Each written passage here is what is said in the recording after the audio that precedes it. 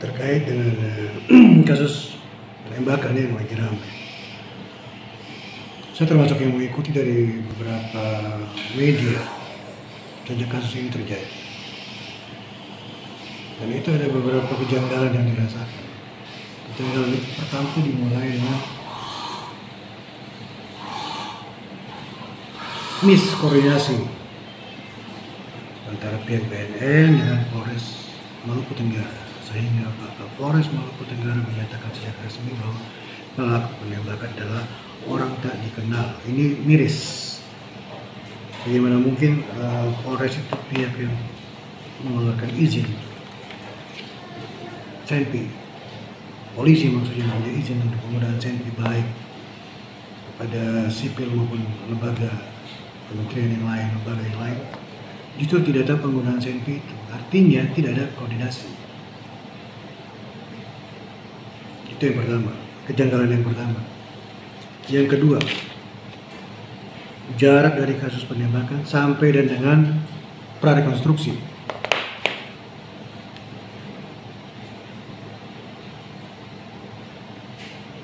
Hampir memakan waktu 7 hari atau 8 hari. Itu juga unik.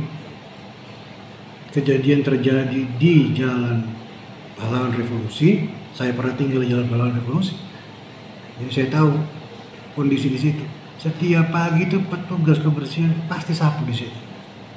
Jadi artinya kalau sampai 7 atau 8 hari itu baru ditemukan proyektil di situ, saya takut nanti yang disalahkan adalah petugas kebersihan karena 8 hari tidak sapu di situ, ataukah sapu tapi tidak bisa lihat kalau ada peluru di situ yang ditemukan oleh pihak Polres.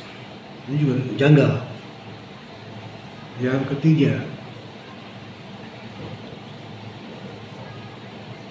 pelimpahan perkara ini bukan pelimpahan, artinya diambil alih oleh BNN provinsi. Ini juga aneh. Kejadiannya di sini, orangnya di sini, segalanya di sini.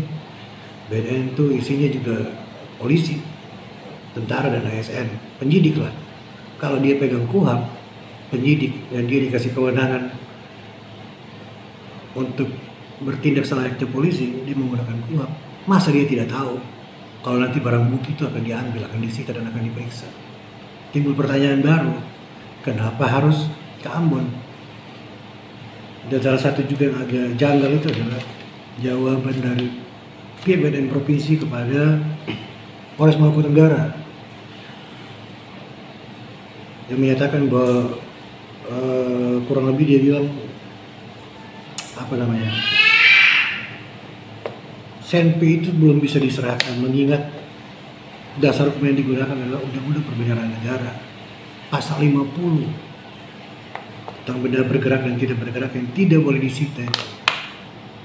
Ini seperti menggelikan sekaligus menjijikan ini. Karena kalau logika itu yang kita pinjam, logika itu yang semua instansi pinjam.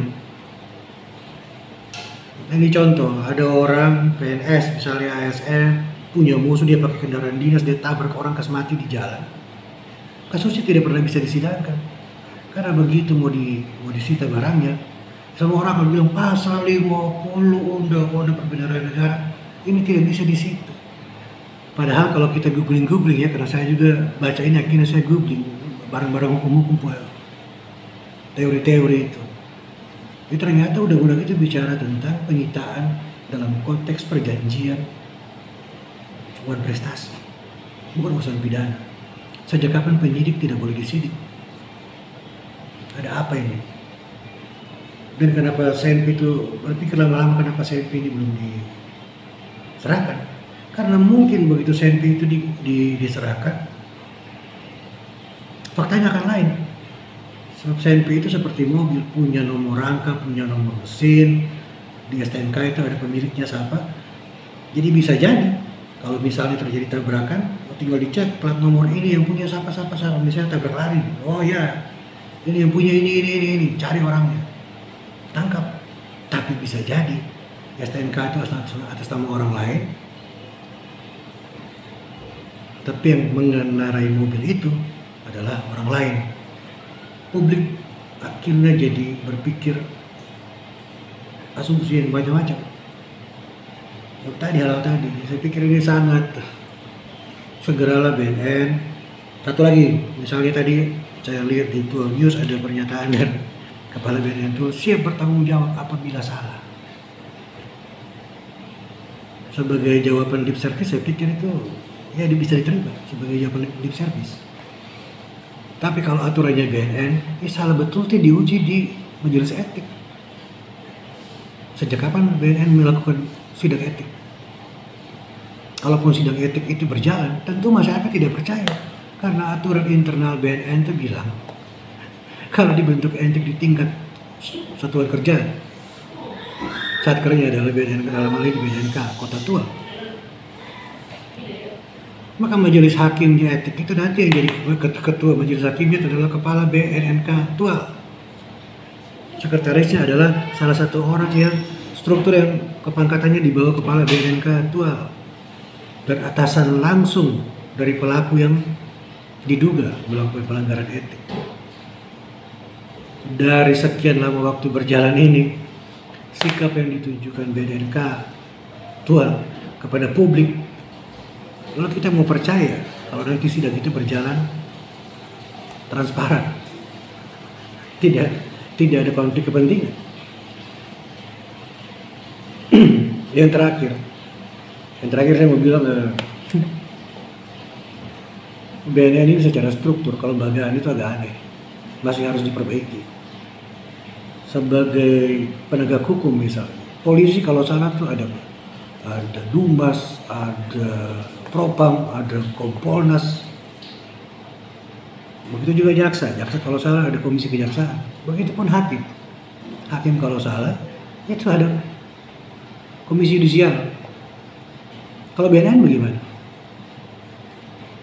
Tidak ada pihak eksternal yang akan bisa menyidangkan dia. Dan ingat, BNN bukan punya imunitas seperti layaknya lembaga ombudsman yang memang tidak secara aturan, secara undang-undang jelas mengatakan tidak bisa dihadirkan di pengadilan. Anda bukan itu.